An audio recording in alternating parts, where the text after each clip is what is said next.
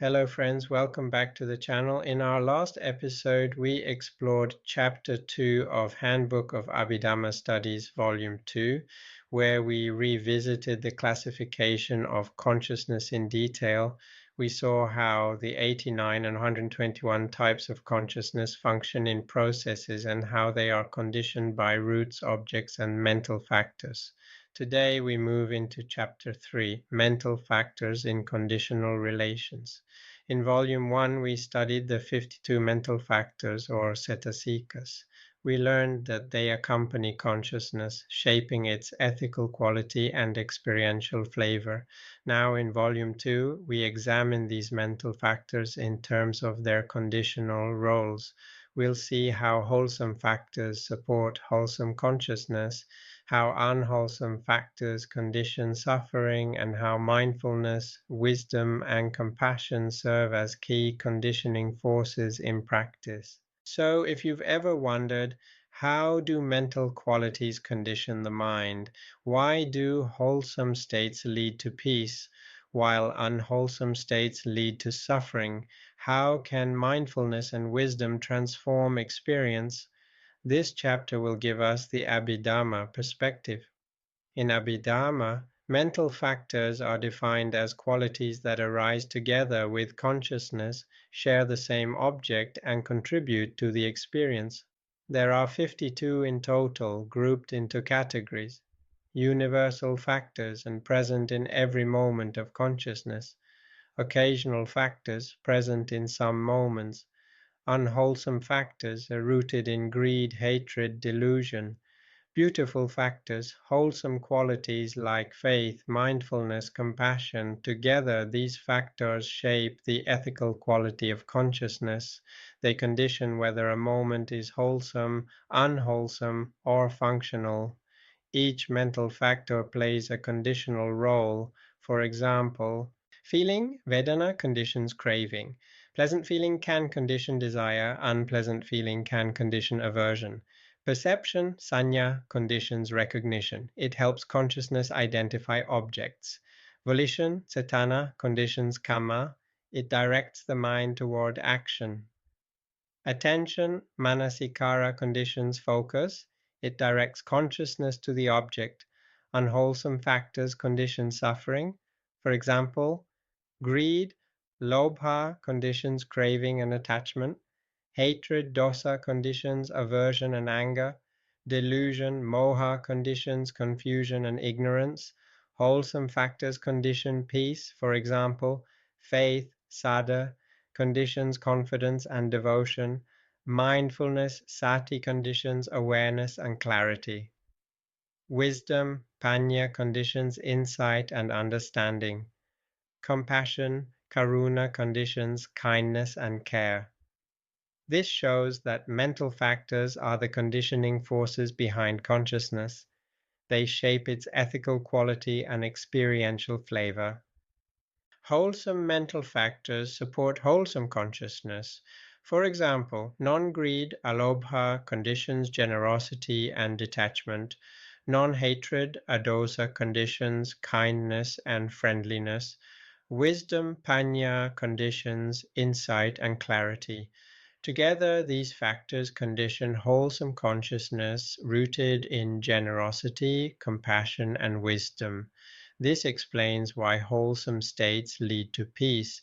They are conditioned by wholesome factors that purify the mind. For example, when you give with a pure heart, non-greed and compassion condition wholesome consciousness. When you meditate with clarity, mindfulness, and wisdom condition wholesome consciousness. Unwholesome mental factors condition suffering.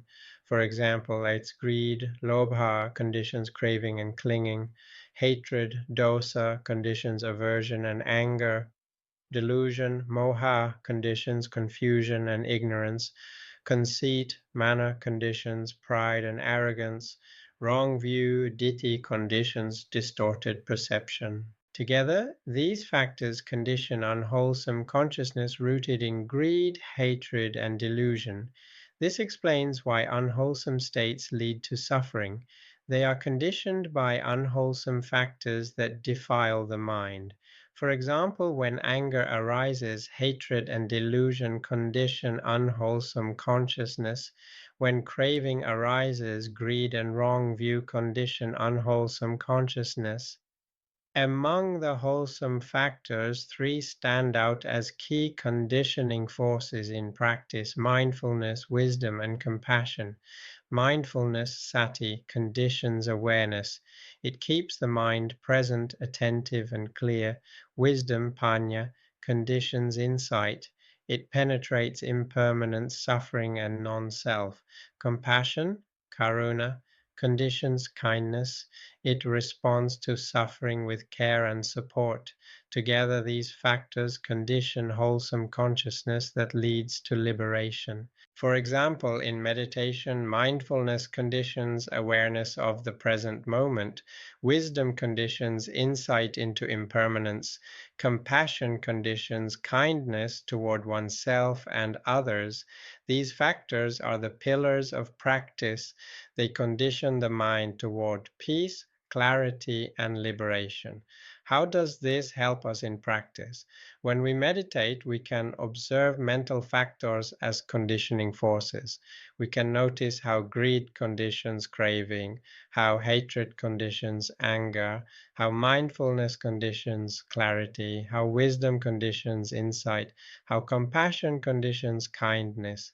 This observation deepens insight. It helps us see impermanence, suffering, and non-self.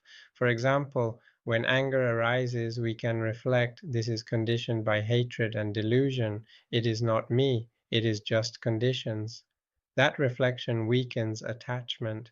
So, the study of mental factors in conditional relations is not just theory, it is a practical guide to seeing conditionality in meditation and daily life. Some critics say the analysis of 52 mental factors is too complex. Why so many? Isn't this over-analysis? But the purpose is precision.